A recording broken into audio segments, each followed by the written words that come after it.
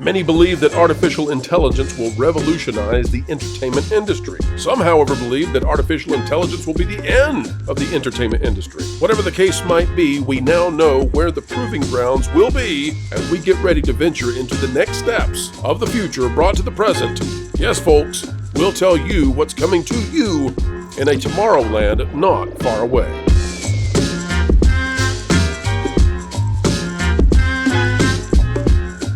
Hello, ladies and gentlemen. Welcome back to the place that continues to have Hollywood kicking and screaming as we drag them back to the sensible center, the mainstream middle, where money is made. Going woke does make you go broke, but just listening to this channel makes you a little bit wiser. And as we say, we have the highest IQ audience on the web. Guaranteed, folks. All right, one thing we hope we can have a guarantee of is you clicking that like button as we bring on the panel today to talk about AI and where exactly it is going to be tested out. Where will it be met when it comes to the net and what you'll be watching yet to come.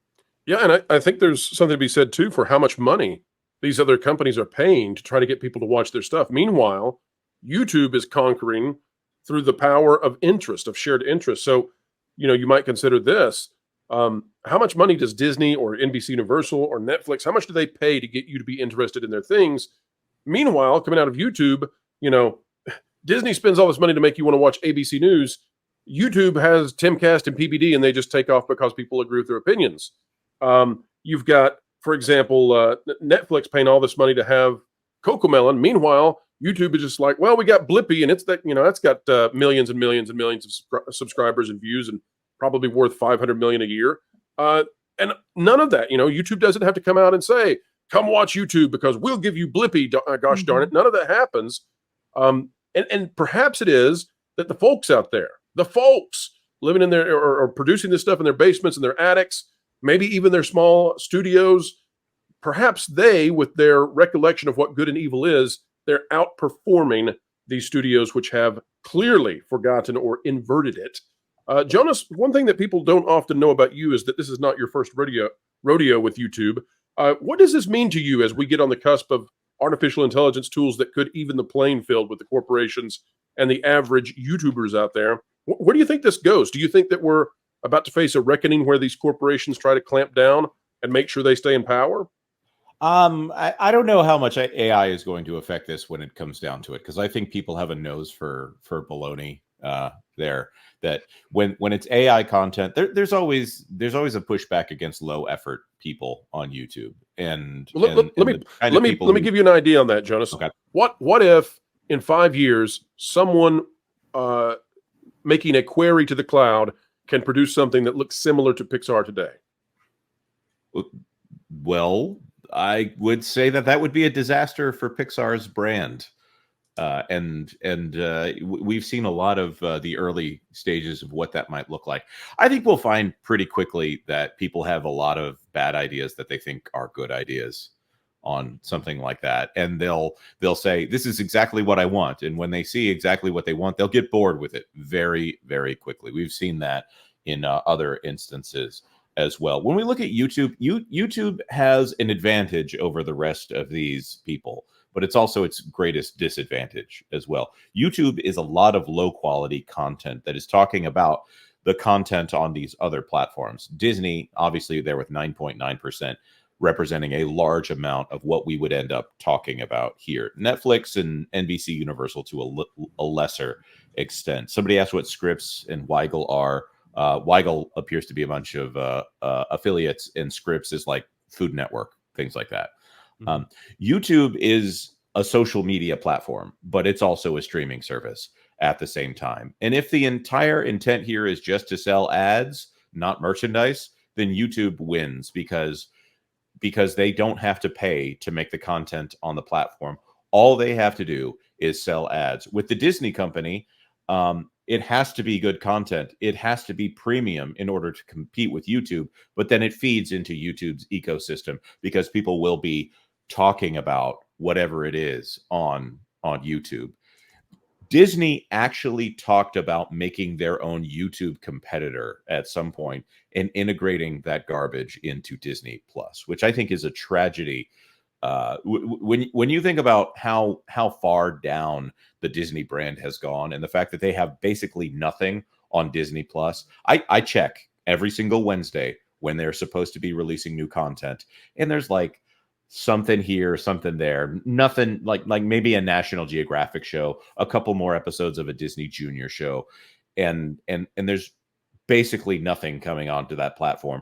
But there are channels that are exclusively dedicated to covering Disney or exclusively covering one of the 4 key IPs at Disney, and it's constant. Obviously, I'm being very meta in talking about this. I fully acknowledge that we're talking about ourselves a little bit here when I talk about this. They can't compete with YouTube, and they need to go premium, or they need to get into the exact same game, but it's not going to work. When you have people that can do all of this on their own, I don't see the AI stuff.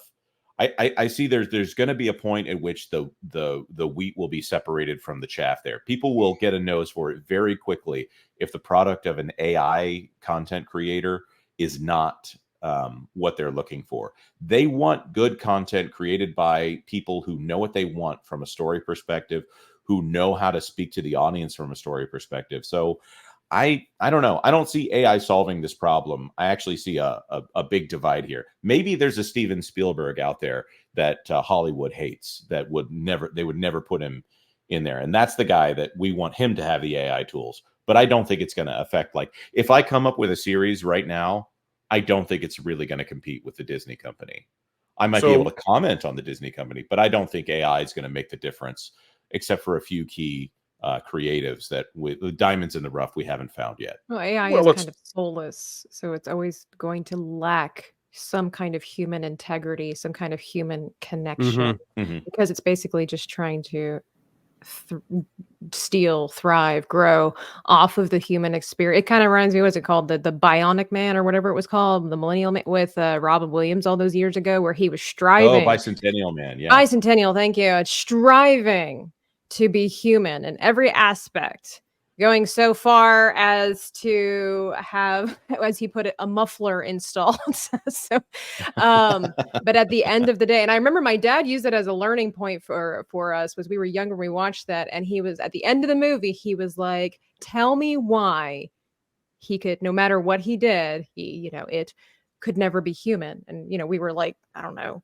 8 at the time. And he's like, he would never have a soul. And that's very, very important for people to understand. It's like, no matter how good AI gets, it will never be the same as a human putting passion and drive. It can try to emulate stuff. There's just something missing about that humans have that computers just can never have. Even if though it's created by humans, there's just something within us that's more unique than gears and wires and all that stuff. Right. Well, that's the deep create. There's no creativity with AI. It's all stealing and taking from others. That's all it can do. There's no originality in AI. Yes. Somewhere. Ooh, you know what occurs to me? Well, just think about the Acolyte. You have these people who are essentially handed what would take Jonas, AI. Jonas, do not give us a reason to like AI better. You go into the Acolyte, and we're all going to start saying, that's not so bad, actually. No, what I'm saying is you hand someone $200 million, and they, quote unquote, have the credentials here to make a Star Wars series. They have the licenses. They have everything they would need to make a good Star Wars.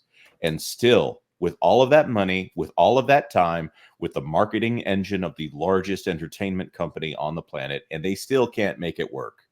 So I don't know that AI and the tools are the problem as much as the creative behind it is the problem. Right. It's laziness at its finest. And that's just my personal opinion, because it's like, and I say laziness, and I don't mean to be disrespectful to people who use AI as a tool. Of course, as an artist, I'm a little bit touchy on this subject, but I see where there are benefits from a business standpoint.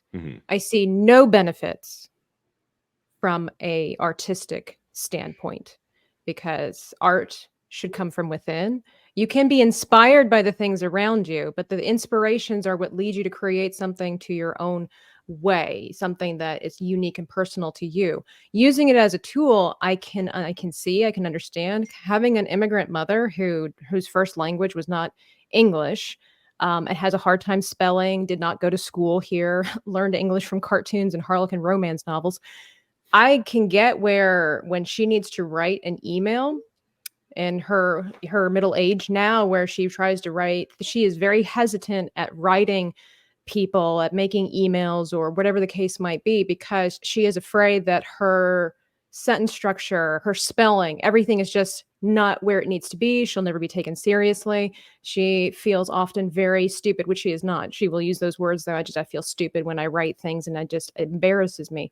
So I can see where things like for AI to help people like that to write, better articles or whatever the case might be. I can see where that's a good tool to use. However, at the end of the day, however you want to paint it and throw pillars on it, it causes you to not work as hard to be better at something. Folks, we've come to the end of another video, and it has been a joy as always to have the honor and the opportunity to spend time with you. If you enjoy this kind of content, consider checking out our partner channels out there on YouTube as well. That Park Place, That Pod Place, That Game Place, and Vacation Radio, because, well, the pattern was getting a little tedious. Folks, something that's never tedious is when you engage with us. We love to see our fans activated and helping us be active across the webs. Consider clicking the like button, share, subscribe, click it, stick it to the algorithms. It is the notification bell. Drop a comment right on down below. Let us know your thoughts, for a mind is a terrible thing to waste, and waste not yours. And if you'd like, if you are so inclined, share this sucker out on your favorite social media platforms. Until the next time we have the honor to meet, keep learning, keep growing, and keep